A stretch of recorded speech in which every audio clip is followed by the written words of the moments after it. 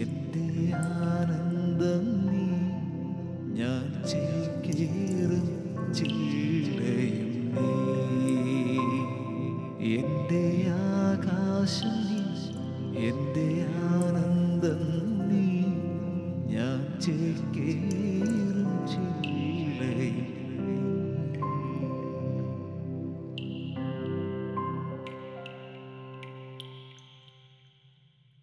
ഷാജിയച്ച, ഞാൻ ധ്യാനം കൂടിയത് ഒരു 1995-96 കാലഘട്ടങ്ങളിലാണ്. ആ സമയങ്ങളിൽ ആണ് ഭക്തിഗാനങ്ങൾ കൂടുതൽ ശ്രദ്ധിച്ചു തുടങ്ങിയത്. അന്ന് കൂടുതൽ ശ്രദ്ധിച്ച അല്ലെങ്കിൽ കൂടുതൽ മനസ്സിനെ സ്വാധീനിച്ച അച്ഛൻ്റെ ഒരു പാട്ടാണ് ഈശോ മറിയം യൗസേപ്പേ, ആ പാട്ട്. അതിനുശേഷം ആ പാട്ട് വീട്ടിൽ പാടുകയും ഇപ്പോഴും ഏതെങ്കിലും വീട്ടിൽ ചെന്ന് കഴിഞ്ഞാൽ എന്നോടൊന്ന് പ്രാർത്ഥിക്കണമെന്ന് പറഞ്ഞാൽ ആദ്യം ഞാൻ മിക്കവാറും ഈ പാട്ട് പാടി പ്രാർത്ഥിക്കും. പലരും ചോദിക്കാറുണ്ട്, നല്ലൊരു പ്രാർത്ഥനയുള്ള പാട്ടാണല്ലോ. അച്ഛാ, ഈ പാട്ട് രൂപപ്പെടാനുണ്ടായ സാഹചര്യം ഒന്ന് പങ്കുവയ്ക്കാവോ? ആദ്യം കൈങ്ങോട്ട് കിട്ടിക്കേ, നല്ല ഒന്നാന്തരമായിട്ട് പാടുമല്ലോ, ഭംഗിയായിട്ട് പാടും. താങ്ക് യു അച്ഛാ. പാട്ട് വളരെ അപൂർവമായിട്ടാണ് ഇങ്ങനെ നന്നായിട്ട് പാടുന്നത്. സാമാന്യം അങ്ങനല്ല, നന്നായിട്ട് പാടുന്നത്. അത് ചോദിച്ചാൽ യേശുദാസ് അങ്ങനല്ല, നന്നായിട്ട് പാടുന്നത്. കളയരുത്, ശുശ്രൂഷകളിൽ പാട്ട് ഉപയോഗിക്കണം. Thank you. ഈ പാട്ട് എൻ്റെ ബോണി, ഈ പാട്ട് എപ്പോഴും സിമ്പിൾ പാട്ടുകൾ വേണം എന്നൊരു വാശി ഉള്ളിലുണ്ടായിരുന്നു. ഈ ക്രിസ്തീയ എഴുത്തുകളിൽ ഞാൻ ആരെയും കുറ്റപ്പെടുത്തുന്നില്ല, എനിക്ക് അവരുടെ സ്നേഹം മാത്രമേ ഉള്ളൂ. പക്ഷെ ഒത്തിരി കവിതകൾ വരണ്ട എന്ന ഒരു ചിന്തയാണ് എനിക്കുള്ളത്. കുറേ സാഹിത്യം വരരുത് അല്ലേ? അത് ക്ലാസിക്സ് ആയിക്കോട്ടെ, ക്ലാസിക്സ് ഉണ്ടായിക്കോട്ടെ. പക്ഷെ സാധാരണ മനുഷ്യന്, ഉദാഹരണം ഒരു ഡോക്ടറിനാണെങ്കിൽ പോലും അദ്ദേഹത്തിൻ്റെ നീറുന്ന പ്രശ്നങ്ങളിൽ ഈ പാട്ട് കേൾക്കുമ്പം അവനിപ്പോൾ ഒരു ക്ലാസിക്കൽ ഭാഷ കൊണ്ട് എന്ത് ഗുണം കിട്ടാനാണ്? Actually music is A catharsis എന്നാണ് പറയുന്നത്. കഥാർസിസ് എന്ന ഗ്രീക്ക് പദത്തിൻ്റെ അർത്ഥം ഒരു ഇന്നർ പ്യൂരിഫിക്കേഷനാണ്. ഇപ്പം കേട്ടുകൊണ്ടിരിക്കുമ്പം ആന്തരികമായ ഒരു ശുദ്ധീകരണം നടക്കണം. മനുഷ്യർക്ക് ഒന്നിനും നേരമില്ല, എല്ലാവരും ബിസിയാണ്, വളരെ തിരക്ക് പിടിച്ചോടുന്നതിൻ്റെ ഇടയ്ക്ക് ഈ പാട്ട് കേൾക്കുമ്പം ഓക്കെ, ഞാനിങ്ങനെ ചിന്തിക്കുന്നത്, ഒന്നുകിൽ ഇവർ ഇതെന്നാ ഭാഷയാണ്, കൊള്ളാം, അതിനേക്കാളും എത്രയോ നല്ലതാണ് ഈ ആളൊന്ന് കരഞ്ഞോ, ഒന്ന് ദീർഘനിശ്വാസം എടുത്തോ, മടുപ്പൊക്കെ മാറി ജീവിതത്തിലേക്ക് യേശുവിന് വേണ്ടി ഇറങ്ങുന്നത്. അപ്പോൾ ആ ഒരു ലക്ഷ്യത്തിലാണ് ഈശോ മറിയം യൗസേപ്പേ ഞങ്ങളുടെ വീടിന് ആ ഒരു ലക്ഷ്യം പൂർണ്ണമായിട്ടും ഈ പാട്ടിൽ ഒരു എച്ചുകെട്ടെല്ലാം വെച്ചിട്ട് വെക്കാതിരിക്കാൻ നോക്കി. ഈ വീടിന് തുണയാകണേ, ഞങ്ങളുടെ വീടിൻ്റെ നടുമുറ്റത്ത് തിരുക്കുരിശ് അവിടുന്ന് നാട്ടണമേ. അത് ഭയങ്കരമായിട്ട് സ്ട്രൈക്ക് ചെയ്യുന്നൊരു വരിയാണ്. അങ്ങനെ പറയണ്ട, എനിക്ക് ആവശ്യത്തിന് കിട്ടിയിട്ടുണ്ട് അതിനെ പ്രതി. ഞങ്ങളുടെ വീടിന് നടുമുറ്റമില്ല, അച്ഛൻ ഈ നടുമുറ്റം ഉണ്ടാക്കി തരണമെന്ന് പറഞ്ഞ് കുറച്ച് പേര് വിളിച്ചിട്ടുണ്ട്. അയ്യോ, അത് ചില വീടില്ല, നടുമുറ്റമില്ല. അപ്പം ഞാൻ പറഞ്ഞത്, എങ്കിലും അത് ഒരു സമാധാനം തോന്നിയിട്ടുണ്ട്. ഇങ്ങനെയാണ് ഈ പാട്ട് എഴുതിയിരിക്കുന്നത് ബോണി. ഓ, അച്ഛൻ ആ 4 വരി ഒന്ന് ഒരുമിച്ച് പാടിയേക്കാലോ. അച്ഛൻ തുടങ്ങിയോ? ഈശോ മറിയം യൗസേപ്പേ, ഈ വീടിനു തുണയാകണേ. ഈശോ മറിയം യൗസേപ്പേ, ഈ വീടിനു തുണയാകണേ.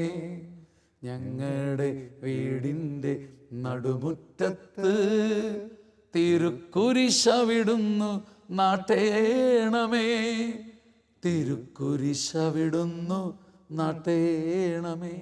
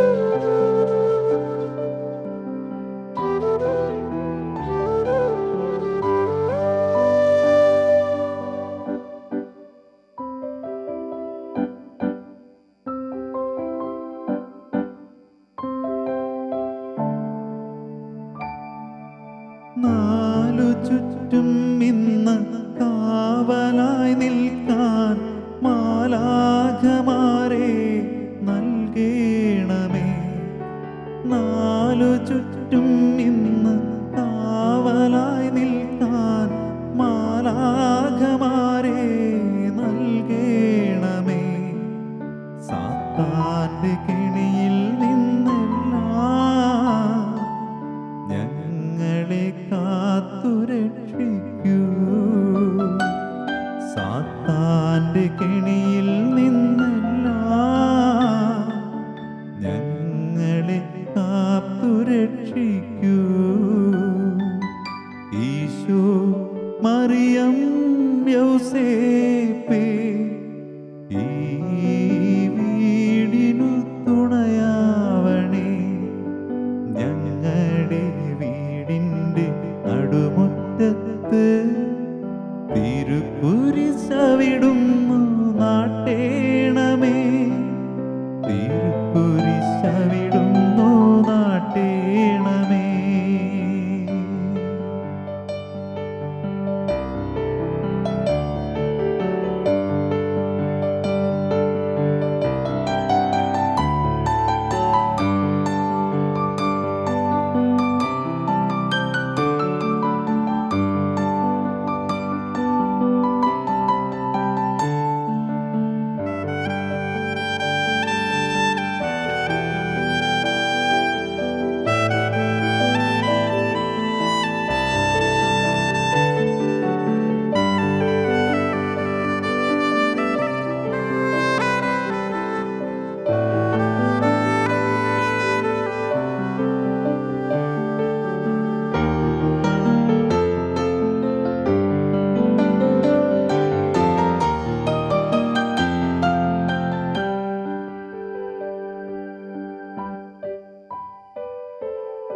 ഈശോ നിൻ മുറിവേറ്റ പരിശുദ്ധ ഹൃദയത്തിൽ ഈ വീടിനെ മറയ്ക്കേണമേ. ഈശോ നിൻ മുറിവേറ്റ പരിശുദ്ധ ഹൃദയത്തിൽ ഈ വീടിനെ മറയ്ക്കേണമേ. അങ്ങേക്കു സങ്കടം തോന്നും പാപങ്ങൾ ചെയ്യല്ലേ ഞങ്ങൾ. അങ്ങേക്കു സങ്കടം തോന്നും പാപങ്ങൾ ചെയ്യല്ലേ ഞങ്ങൾ. ഞങ്ങളുടെ വീടിൻ്റെ നടുമുറ്റത്ത് തിരുക്കുരിശവിടുന്നു നാട്ടേണമേ. തിരുക്കുരിശവിടുന്നു നാട്ടേണമേ. ഈശോ മറിയം യൗസേപ്പേ, ഈ വീടിനു തുണയാവണേ. ഈശോ മറിയം യൗസേപ്പേ, ഈ വീടിനു തുണയാവണേ.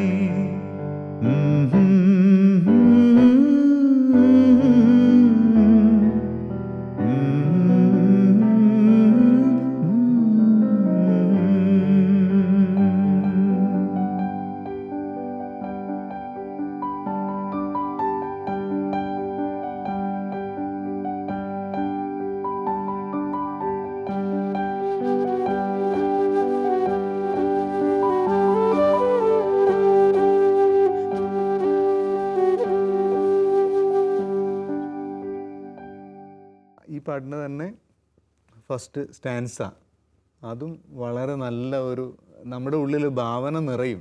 വലിയ സാഹിത്യമൊന്നും ഇല്ലാത്ത വരികളാണെങ്കിലും ഈ നാലു ചുറ്റും കാവലായി നിൽക്കാൻ മാലാഖമാരെ നൽകണമേ.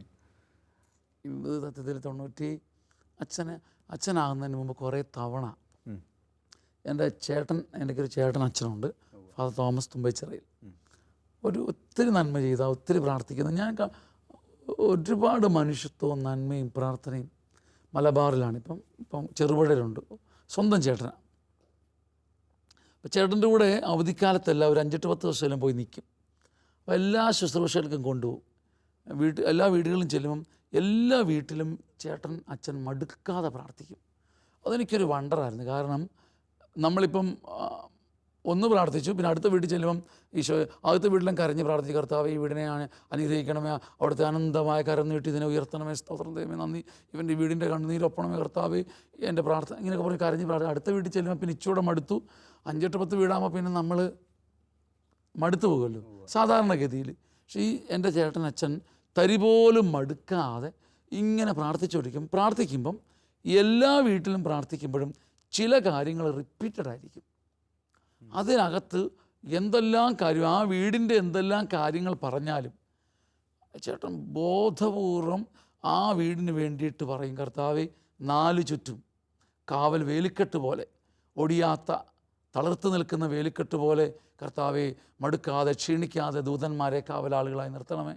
രാത്രിയെന്നോ പകലെന്നോ നീ നോക്കരുതേ, അവർ ഉറങ്ങാതെ ഈ വീടിന് കാവൽ നിൽക്കണമേ. ഭയങ്കര രസമായിട്ട് പിന്നെ പ്രാർത്ഥിക്കുന്ന കർത്താവേ, മലമുകളിൽ പണിത പട്ടണം പോലെയും പീഠത്തിലെ വിളക്ക് പോലെ ഈ വീട് ശോഭിക്കാൻ ഇടവരട്ടെ.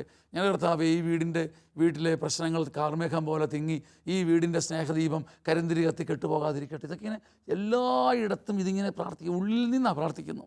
എനിക്കത് എത്ര തവണ കേട്ടാലും ഒരു മടുപ്പും വരത്തില്ല. അപ്പം ഇങ്ങനെ കേട്ട് നിരന്തരം കേട്ടപ്പോൾ എനിക്ക് തോന്നി, ഹൗ സ്വീറ്റ് ദാറ്റ്. കാരണം ഇത് ഒരു വീടിനോട് നമ്മൾ കർത്താവിനെ ഒരു വീടിന് മുമ്പിൽ കൊടുത്തിട്ട് പറയുക, കർത്താവേ ഇവർക്ക് സമ്പത്ത് കൊടുക്കണമെന്നതിനേക്കാൾ രാത്രിയും പകലും ഒരു വ്യത്യാസവും ഇല്ലാതെ ഈ വീടിൻ്റെ നേരെ നിൻ്റെ ഒരു കണ്ണ് വെക്കണേ, കാവലുണ്ടാകണമേ. സാത്താൻ്റെ കെണികളിൽ നിന്നെല്ലാം പിടക്കോഴി കുഞ്ഞുങ്ങളെ ചിറകിൻ്റെ കീഴിൽ എന്ന വണ്ണം നീ ഒന്ന് മറയ്ക്കണേ, ഞങ്ങൾക്ക് പറ്റാത്തിടത്ത് നീ ഒന്ന് കാവൽ നിൽക്കണേ എന്ന് പറയുന്ന ഒരു അത് സത്യത്തിൽ ശമാശനായിരുന്നപ്പം പലയിടത്തും പ്രാർത്ഥിച്ചു തുടങ്ങി. അപ്പോൾ ആ പ്രാർത്ഥിച്ചിറങ്ങുമ്പോൾ ശമാശൻ്റെ പ്രാർത്ഥന കഴിഞ്ഞപ്പോൾ ഒരു സമാധാനം കിട്ടി എന്നൊക്കെ ആൾക്കാർ പറഞ്ഞപ്പം അത് പിന്നീട് പാട്ടായി മാറുകയായിരുന്നു. ഓ അച്ഛാ, ഫസ്റ്റ് ആൻസർ ഒന്ന് പാടുക. 4 ചുറ്റും ഇന്ന് കാവലായി നിൽക്കാൻ മാലാഖമാരെ നൽകേണമേ. 4 ചുറ്റും ഇന്ന് കാവലായി നിൽക്കാൻ മാലാഖമാരെ നൽകേണമേ. സാത്താൻ്റെ കെണിയിൽ നിന്നെല്ലാം ഞങ്ങളെ കാത്തുരക്ഷിക്കൂ.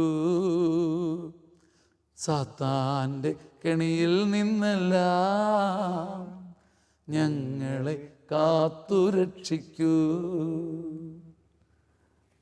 ചരണവും വളരെ വളരെ സിമ്പിളാണ്. ഒരു കുഞ്ഞിൻ്റെ ഹൃദയമുള്ള പോലെ തോന്നും. ഈശോ നിൻ മുറിവേറ്റ ഹൃദയത്തിൽ എന്നെ ചേർക്കണമേ. പിന്നെ അടുത്തതാണ് എന്നെ കൂടുതൽ സ്ട്രൈക്ക് ചെയ്തത്. ഈശോയ്ക്ക് സങ്കടം തോന്നും, അങ്ങേക്ക് സങ്കടം തോന്നും പാപങ്ങൾ ചെയ്യാൻ ഇടവരുത്തത്.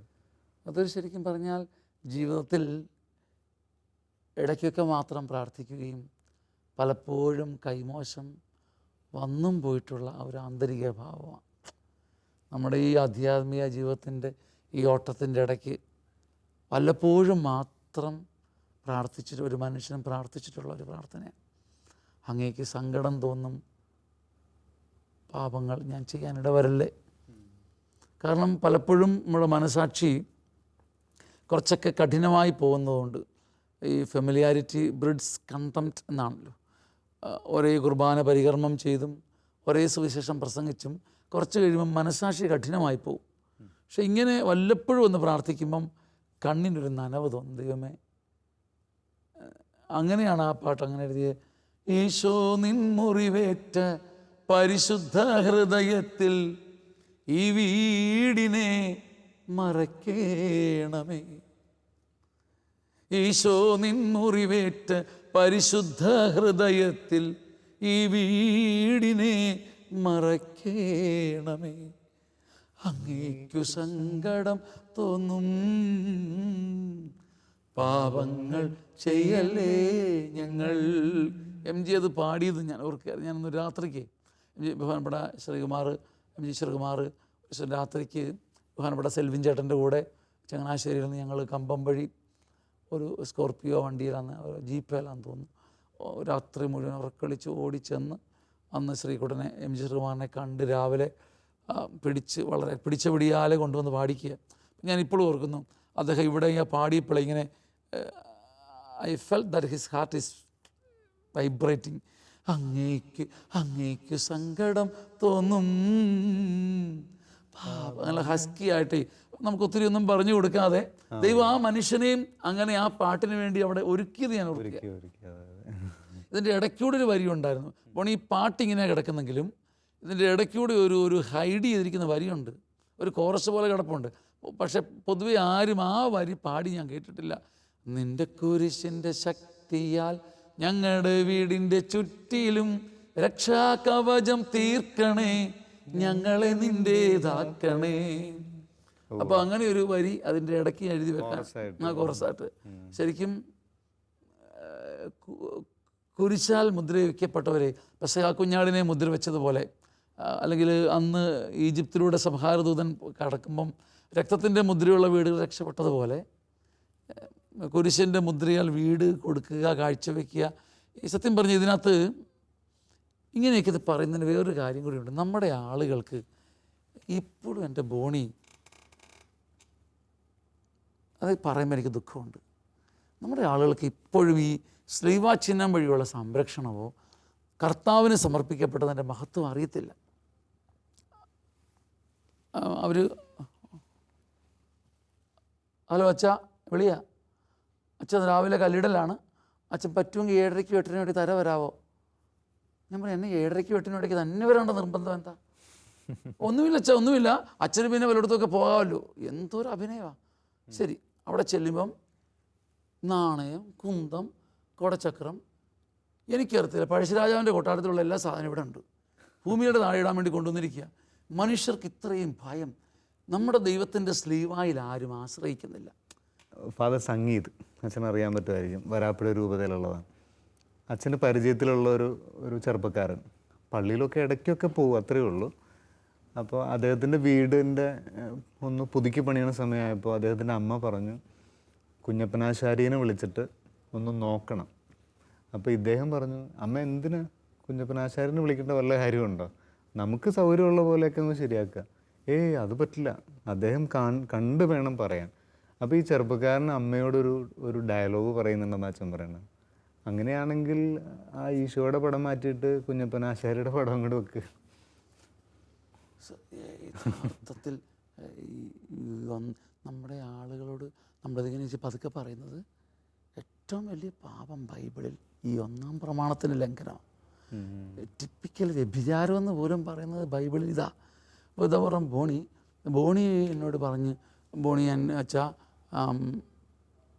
അച്ഛൻ ഇന്നടത്തേക്ക് ഒരു ശുശ്രൂഷയ്ക്ക് വരാമോ? ഞാൻ വരാമെന്ന് പറഞ്ഞു. ബോണി വിളിച്ച് ഓർമ്മിപ്പിച്ചു, വരാമെന്ന് പറഞ്ഞു. ഉറപ്പായിട്ടും ഞാൻ വരുമെന്ന് പറഞ്ഞു. ബോണി പിന്നെ അങ്ങോട്ട് സംശയിക്കുകയും വേറെ 10 പേരെ കൊണ്ട് വിളിപ്പിക്കുക. അച്ഛൻ വരുമോ ഇല്ലയോ? നമുക്ക് ദേഷ്യം തോന്നും. നമ്മുടെ കർത്താവ് ഒരു വാക്ക് പറഞ്ഞിരിക്കുക, നമ്മൾ പിന്നെ എന്ത് കാര്യത്തിനാണ്? എത്ര ലോജിക്കലാണ് ബൈബിളിലെ കർത്താവ് പറയുന്നത്. മക്കളെ മേലോട്ട് നോക്കി, ഈ ആകാശ നക്ഷത്രങ്ങളുടെ സ്ഥാനം നിങ്ങൾ നോക്കുകയും അതുപോലെ സംഭവിക്കുകയും ചെയ്താലും നിങ്ങൾ വിശ്വസിക്കരുത് എന്നാണ് പറഞ്ഞത്. അപ്പം നമ്മുടെ ആളുകൾ പറഞ്ഞതാണ്, അങ്ങനെ സംഭവിച്ചല്ലോ, ഇങ്ങനെ സംഭവിച്ചല്ലോ. അതിനെന്നാ മനുഷ്യ സഹോദര, അങ്ങനെ സംഭവിച്ചാലും ഈ ആകാശഗോളങ്ങളെ സൃഷ്ടിച്ച എൻ്റെ കർത്താവ് എന്നൊന്ന് ഏറ്റു പറയാൻ നമ്മുടെ മനുഷ്യർക്ക് പറ്റുന്നില്ല ഇപ്പോഴും. ഞാനിപ്പോൾ നോക്കി 2 വെള്ളത്തിൽ എന്തൊരു മോശമായിരിക്കും. ഞാൻ ബോണിയോട് പറയുക, ബോണി തന്നെ വരണം എൻ്റെ പള്ളി കുഞ്ഞുങ്ങൾക്ക് ക്ലാസ് എടുക്കാൻ എന്ന് പറയും. ബോണി തന്നെ വരണം, ബോണി അല്ലാതെ ഞാൻ ആരെയും വിളിക്കുന്നില്ല. എന്നിട്ട് ഞാൻ എബിയെ വിളിച്ച് പറയാം, എബി എനിക്ക് വലിയ വിശ്വാസമൊന്നുമില്ല ഈ ബോണി വരുമെന്ന്, അതുകൊണ്ട് ശാലോമിന്ന് ആരെങ്കിലും ഒരാളെ ഒന്ന് പറഞ്ഞു വെച്ചേക്കണം. ഇത് തന്നെയാണ്. ഇത് ബോണി അറിഞ്ഞാൽ ബോണിക്ക് എന്ത് ദുഃഖം തോന്നും. കർത്താവ് പറയുകയാണ്, ഞാൻ നിങ്ങളെൻ്റെ പ്രിയ ജനമാണ്, ഞാനുണ്ട് നിങ്ങളുടെ വീടിന് ശ്രീവാചിഹ്നം വിട്ട് കാവലായി. പെസഹ കുഞ്ഞാടിൻ്റെ രക്തത്താൽ ഇസ്രായേൽക്കാരുടെ ഭവനങ്ങളെ ഞാൻ മുദ്രയിട്ടിട്ടുണ്ട്, ഒരു സംഹാരദൂതനും കടന്നു പോവുകയില്ല. പിന്നെ നമ്മളെന്തിനാണ് ബാൽദേവനും കൂടെ ഒരു പോർഷൻ വെക്കുന്നത് അവിടെ? നിന്റെ കുരിശിൻ്റെ ശക്തിയാൽ ഞങ്ങളുടെ വീടിൻ്റെ ചുറ്റിലും രക്ഷാകവചം തീർക്കണേ, അന്ധവിശ്വാസം നീ മാറ്റണേ. അങ്ങനെ അങ്ങ് പാടാൻ തോന്നുക. അച്ഛൻ ഈ പാട്ടിനെ കുറിച്ച് ഞാൻ ചോദിച്ചപ്പോൾ ചേട്ടൻ അച്ഛൻ്റെ പ്രാർത്ഥനയിൽ നിന്നാണ് അത് രൂപപ്പെട്ടതെന്ന് പറഞ്ഞു. ഉറപ്പ്. പക്ഷേ ഇതിൻ്റെ ട്യൂൺ അത് അച്ഛനിലൂടെയാണല്ലോ ദൈവം കൊണ്ടുവന്നത്. അതെങ്ങനെയായിരുന്നു? അത് ഒന്നും എനിക്ക് തോന്നുന്നില്ല അതിനകത്തെക്കുറിച്ച് ഒത്തിരി വിവരിച്ച് പറയാനുമില്ല ബോണി. എന്ന് വെച്ച് കഴിഞ്ഞാൽ നിരന്തരം നമ്മുടെ ഉള്ളിൽ ഒരു പ്രാർത്ഥന റെസൊണൻ്റ് ആകുമ്പം, പ്രകമ്പനം കൊള്ളുമ്പം, ആ ഉള്ളിലിങ്ങനെ ആ പ്രാർത്ഥന നിരന്തരം ജ്വലിക്കുമ്പം, ആ ജ്വാലയ്ക്കിപ്പം തീക്ക് ചിലപ്പം നീല നിറം, ചിലപ്പം മഞ്ഞ നിറം ലഭിക്കുന്നത് പോലെ ഉള്ളിൽ കത്തുന്ന പ്രാർത്ഥനയ്ക്ക് ഒരു നിറപ്പകിട്ട്, ഒരു രാഗത്തിൻ്റെ ഭാവപ്പകർച്ച ദൈവദാനമായി കിട്ടിയതാണ്. ഞാനായിക്കൊണ്ട് അതിനൊന്നും ചെയ്തിട്ടില്ല, അതിനെക്കുറിച്ച് എനിക്കൊന്നും പറയാനിട്ടില്ല. അത് ദൈവം തന്നു, ദൈവത്തിന് സ്തുതി. അല്ലാതെ ഒരു ശ്രമവും നടത്തിയിട്ടില്ല. എന്ത് വായിൽ നിന്ന് ഒലിച്ചു വന്നോ, ഈത്താ വാറ്റുന്ന പോലെ വന്നോ എന്ന് വെച്ച് കഴിഞ്ഞാൽ ഈത്താ വാറ്റുന്ന എല്ലാം അറിഞ്ഞുകൊണ്ടാണോ എന്ന് പറയുന്ന പോലെ അത് ഒരുവൻ്റെ, എനിക്കതിനകത്തൊരു അവകാശം പറയാനില്ല. ഞാൻ നിരന്തരം പ്രാർത്ഥിച്ചിട്ടുണ്ട്. ഈ പ്രാർത്ഥന ഒത്തിരി വീടുകളിൽ പ്രാർത്ഥിച്ചിട്ടുണ്ട്. പിന്നെ ലോകാസമസ്ത സുഖിനോ ഭവന്തു എന്ന ഇന്ത്യൻ ഋഷിമാരുടെ പ്രാർത്ഥന എൻ്റെ ചങ്കത്തുണ്ട്. എനിക്ക് എല്ലാ വീടും ഉയരണം, എല്ലാവരും ജ്വലിക്കണം, എല്ലാവരും നല്ലവരാകണം, ആ വീടും ഈ വീടും വളരണം. അങ്ങനെ ഒരു കുടുംബത്തിൽ പ്രാർത്ഥിക്കുമ്പോൾ ആ വീടിന് വേണ്ടി നിറഞ്ഞ് പ്രാർത്ഥിക്കും. അപ്പോൾ ആ ഉള്ളിൻ്റെ പ്രാർത്ഥനയ്ക്കനുസരിച്ചൊരു ട്യൂൺ വന്നു എന്നുള്ളത് മാത്രമേ ഉള്ളൂ, അല്ലാതെ അതിനകത്തൊന്നുമില്ല. പക്ഷെ അച്ഛനൊന്നും പറയാനില്ല എന്ന് പറഞ്ഞെങ്കിലും പറഞ്ഞതിൽ നിന്ന് വലിയൊരു കാര്യം പറഞ്ഞു. എല്ലാ സംഗീതവും ദൈവത്തിൽ നിന്നാണ് വരുന്നത്. സംശയിക്കേണ്ട ആവശ്യമില്ല. ആരത് മറക്കുന്നോ അവൻ്റെ സംഗീത ജീവിതത്തിലെ ദുരന്തം, കലാജീവിതത്തിലെ മഹാദുരന്തം. നമ്മളിങ്ങനെ കൈനീട്ടി സ്വീകരിക്കാനായിട്ടുള്ളവർ മാത്രം അല്ലേ? തീർച്ചയായിട്ടും. അച്ഛാ, ആ പാട്ട് മുഴുവൻ ഒരിക്കൽ കൂടി പാടണം. നമ്മുടെ പ്രേക്ഷകർ വീട്ടിലിരുന്ന് കാണുമ്പോൾ അവരിത് പ്രാർത്ഥനയാക്കി മാറ്റണം എന്നാണ്. അച്ഛനും അങ്ങനെ തന്നെയാണ് ആഗ്രഹം, നമ്മുടെ ആഗ്രഹം അതാണ്. ഒരിക്കൽ കൂടി ഒന്ന്. നമ്മുടെ സ്നേഹിതൻ സത്യത്തിൽ ഈ ശുശ്രൂഷയുടെ തുടക്കത്തിൽ നമ്മുടെ പ്രിയ സ്നേഹിതൻ വളരെ ഭംഗിയായി ശാലോമലിപ്പത് പാടി. എങ്കിലും ഒരു പക്ഷേ നമുക്കൊന്നുകൂടി ഒന്ന് ഒരുമിച്ച്, അങ്ങനെയാണെങ്കിൽ നമുക്ക് ഗർഭചിത്രം നടക്കുന്ന വീടുകളെ, ഇന്നിപ്പോൾ ഗർഭചിത്രം പ്ലാൻ ചെയ്യുന്ന വീടുകൾ, ഇന്ന് ഇപ്പോൾ ഈ കർത്താവിന് വിരുദ്ധമായ ആഭിചാരവേലകൾക്ക് പോകുന്ന വീടുകളെ, ഇന്ന് ഈ ദിവസം സാത്താൻ സേവയ്ക്ക് വേണ്ടിയിട്ട് പണം കൊടുക്കുന്ന വീടുകളെ, ചരടുകളും മന്ത്രേലസുകളും മന്ത്രച്ചരടുകളും ഇപ്പോഴും അണിഞ്ഞുകൊണ്ടിരിക്കുന്ന ആൾക്കാർക്ക് വേണ്ടി കർത്താവ് ഒരു വിടുതൽ കൊടുക്കാൻ വേണ്ടി രണ്ടാമത്തെ സ്ഥാനത്ത് ഒരുമിച്ച് പാടാം. 4 ചുറ്റും എല്ലാ വീട്ടിലെയും കുഞ്ഞുങ്ങളെയും കൂടി, എല്ലാ വീട്ടിലെയും. പോണിയുടെ ശുശ്രൂഷയുടെ പ്രത്യേക മേഖലയാണല്ലോ. എല്ലാ കുഞ്ഞുങ്ങളും, പ്രത്യേകിച്ച് ഗർഭത്തിൽ കുഞ്ഞുങ്ങളെ ഇപ്പോൾ ഈ ദിവസങ്ങളിൽ വഹിച്ചുകൊണ്ടിരിക്കുന്നവരെ ഓർത്ത് നമുക്കൊന്ന് ഒരുമിച്ച് പാടാം. 4 ചുറ്റും ഇന്ന് കാവലായി നിൽക്കാൻ മാലാഖമാരെ നൽകേണമേ. 4 ചുറ്റും ഇന്ന് കാവലായി നിൽക്കാൻ മാലാഖമാരെ നൽകേണമേ. സാത്താൻ്റെ കെണിയിൽ നിന്നെല്ലാം ഞങ്ങളെ കാത്തുരക്ഷിക്കൂ. സാത്താൻ്റെ കെണിയിൽ നിന്നെല്ലാം ഞങ്ങളെ കാത്തുരക്ഷിക്കൂ. അന്ധവിശ്വാസങ്ങൾ പെരുകുന്ന ഭവനങ്ങൾ കൃപതൻ കീഴിലായി മാറാൻ, ഗർഭചിത്രത്തെ ചിന്തയിൽ വയ്ക്കുവോർ ആ പാപത്തിൽ നിന്നങ്ങൊഴിയാൻ, തിരുക്കുരിശവർക്കിന്നു ബലമായി ശിരസിൽ നാട്ടേണം നാഥ. തിരുക്കുരിശിന്നങ്ങ് ബലമായി ഇന്നങ്ങ് നാട്ടേണം നാഥ. നമുക്കിന്ന് ഒരുമിച്ച് പ്രാർത്ഥിക്കാം. ഇന്ന് ഈ പാട്ടിലെ കുരിശ് പറന്നൊരു തീക്കുരിശായിട്ട് പറന്ന് എന്ന് ഇന്ന് രാത്രിയിൽ, ഇന്ന് ഗർഭചിത്രം പ്ലാൻ ചെയ്യുന്ന ഒരു പിടി ദമ്പതികളുടെ തലയിൽ കുരിശ് ഒരു വലിയ ആയുധമായിട്ട് വന്ന് മാറി അവരെ ആശ്വസിപ്പിക്കട്ടെ. പുതിയ മാലാഖ കുഞ്ഞുങ്ങൾ അവർ വേണ്ട എന്ന് വെച്ച ഉദരത്തിൽ നിന്ന് മാലാഖ കുഞ്ഞുങ്ങൾ പിറന്ന് അവരെ ശുശ്രൂഷിക്കുന്ന ഒരു കാലം വരട്ടെ. അങ്ങനെ ഈ പാട്ട് ആ കുഞ്ഞുങ്ങൾ പാടുന്ന ഒരു സമയം ഉണ്ടാകട്ടെ എന്ന് നമുക്ക് പ്രാർത്ഥിക്കാം, അല്ലേ? അതെ. ആമേൻ. ഈശോ നിൻ മുറിവേറ്റ പരിശുദ്ധ ഹൃദയത്തിൽ ഈ വീടിനെ മറയ്ക്കേണമേ. ഈശോ നിൻ മുറിവേറ്റ പരിശുദ്ധ ഹൃദയത്തിൽ ഈ വീടിനെ മറയ്ക്കേണമേ. അങ്ങേക്കു സങ്കടം തോന്നും പാപങ്ങൾ